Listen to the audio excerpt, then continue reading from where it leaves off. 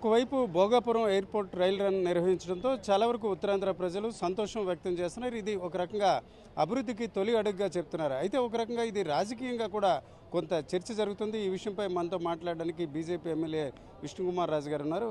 రాజు గారు, మీరు చూస్తుంటారు చాలా టీవీలో అట్లా యూట్యూబ్లో. వైఎస్ఆర్సీపీ నాయకులు ఏమంటున్నారంటే మేము చేసిన అభివృద్ధి దాదాపు 70% పనులు మా హయాంలో జరిగిందని అంటున్నారు. అది ఎంతవరకు కరెక్ట్ అన్నారు?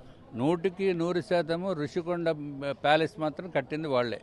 అంతకుముందు సామాన్యుడికి అందుబాటులో ఉండేది సర్వనాశనం చేసేసింది వాళ్లే. వాళ్ళు చేసింది ఏంటంటే జగన్మోహన్ రెడ్డి గారు విశాఖపట్నం ఉత్తరాంధ్ర జిల్లాల్లో ఆ ఋషికొండ ప్యాలెస్ కట్టారు, బిల్డింగ్స్ కట్టారు ఆయన ఉండటానికని. కానీ ప్రజలు ఆయన అధికారం నుంచి బయటికి పంపించేశారు. కాబట్టి అది మాత్రం కట్టారు ఆయన. రెండోది, ఇప్పుడు భోగాపురం ఎయిర్పోర్టు జగన్మోహన్ రెడ్డి గారు కట్టారంటున్నారా? కానీ అర్థం పనులు ఆ ప్రభుత్వ హయాంలో జరిగింది అంటున్నారు. మరి రైల్వే స్టేషన్ అభివృద్ధి కూడా ఆయన టైంలో కూడా జరిగింది, ఆయనే కట్టేశారా? ఇది కేంద్ర ప్రభుత్వం చేసినవి కూడా ఆయనే చేశారంటే. రోడ్లు కూడా బ్రహ్మాండంగా డెవలప్ చేశారు ప్రధానమంత్రి నరేంద్ర మోడీ గారు, నితిన్ గడ్కరీ గారు ఆంధ్ర రాష్ట్రంలో. ఆయన టైంలో కూడా అవి కూడా ఆయనే చేశారంటే ఆయన గొప్పతనం అది. అరే అసలు జగన్మోహన్ రెడ్డి గారికి అది అసలు భోగాపురం ఎయిర్పోర్టు గౌరవ ముఖ్యమంత్రి నారా చంద్రబాబు నాయుడు గారు 2014 నుంచి 19 వరకు అధికారంలో ఉన్నప్పుడు అప్పుడు శంకుస్థాపన చేయటం జరిగింది. తర్వాత గవర్నమెంట్ మారిపోయిన తర్వాత జగన్మోహన్ రెడ్డి గారు మళ్ళీ ఇంకొకసారి వచ్చి ఇంకోసారి కొబ్బరికాయ కొట్టి లేకపోతే ఏదో శంకుస్థాపన చేసినట్టుగా చేశారు.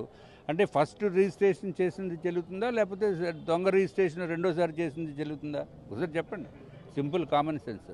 కాబట్టి రెండోసారి చేసింది చెల్లదు, అది కబ్జా కింద వస్తుంది. ఇప్పుడు జగన్మోహన్ రెడ్డి గారు ఆ క్రెడిట్ కూడా కబ్జా చేద్దామని ప్రయత్నం చేస్తున్నారు. దానికి ఏదైనా సెక్షన్స్ ఏమైనా ఉన్నాయేమో లేదో నాకు తెలియదు కేసులు పెట్టడానికి. కాబట్టి ఆ కబ్జాల పని మానుకుని అభివృద్ధిని చూసి సంతోషించండి. అభివృద్ధిని చూసి ఏడవకూడదు. ఎందుకు? ఆయన చేసింది ఏమీ లేదు, అది ఆయనకే తెలుసు. అది కేవలము ప్రధానమంత్రి నరేంద్ర మోడీ గారు అట్లాగే గౌరవ ముఖ్యమంత్రి చంద్రబాబు నాయుడు గారు మొలానే అప్పుడు భోగాపురం ఎయిర్పోర్టు శంకుస్థాపన చేయడం జరిగింది. So very clear. అది జగన్మోహన్ రెడ్డి గారు ఏదో పక్క నుంచి పీక్కుందామా లేదా లాక్కుందామా లేకపోతే ఏదో కేక్ని కొంచెం తినేద్దామా అనుకుంటే అది కరెక్ట్ కాదు. దీంట్లో మీరేమి మాట్లాడకూడదు. జగన్మోహన్ రెడ్డి గారు మీ వైసీపీ నాయకులకు కూడా నేను వినయపూర్వకంగా చెప్తున్నాను. దీన్ని క్రెడిట్ మీరు తీసుకుందామంటే మీరే అబాస్ పాలవుతారు. కాబట్టి దాన్ని విరమించుకోవడం మంచిది. మీరు ఇంకా ప్రచారం చేసుకోవాలంటే చేసుకోండి. ఇది ఇక్కడ మనకి ఋషికొండ అక్కడ ప్యాలెస్ లాంటి బిల్డింగ్లు కట్టాము, అది ప్రచారం చేసుకోండి. ఓకే సార్, వ్యక్తిగతంగా మొదటి నుంచి కూడా ఈ ప్యాలెస్ అంటున్నారు కదా, ఈ ప్యాలెస్ గురించి ఇప్పుడున్న క్యాబినెట్ సబ్ కమిటీ హోటల్ రంగంకి ఇచ్చి కొంత ఇన్కమ్ సోర్స్ అనుకున్నారు. మీరు వ్యక్తిగతంగా కొంత ఆలోచన వ్యక్తం చేస్తారు. ఇందులో ఏమైనా చేంజెస్ ఉన్నాయన్న? అంటే ఇప్పుడు గౌరవ మంత్రివర్గంలో ఉన్న సభ్యులకి ఏదైతే కమిటీ వేశారో ఆ కమిటీ వారికి నేను అది ఎవరేం డెసిషన్ తీసుకోలేదు. ఇంకా డెసిషన్ తీసుకోవటానికి ముందు ఇక్కడికి వచ్చి మాట్లాడతామన్నారు. అప్పుడు చెప్తాము డెఫినెట్గా.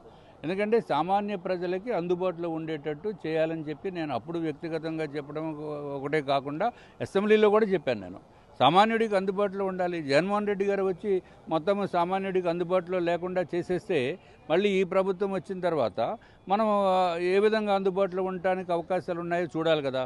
అది ఇంకా మంత్రివర్గము డెసిషన్ తీసుకోలేదు. గౌరవ మంత్రులు వచ్చాక తప్పనిసరిగా మేము మాట్లాడతాం. అది థ్యాంక్ యూ సార్.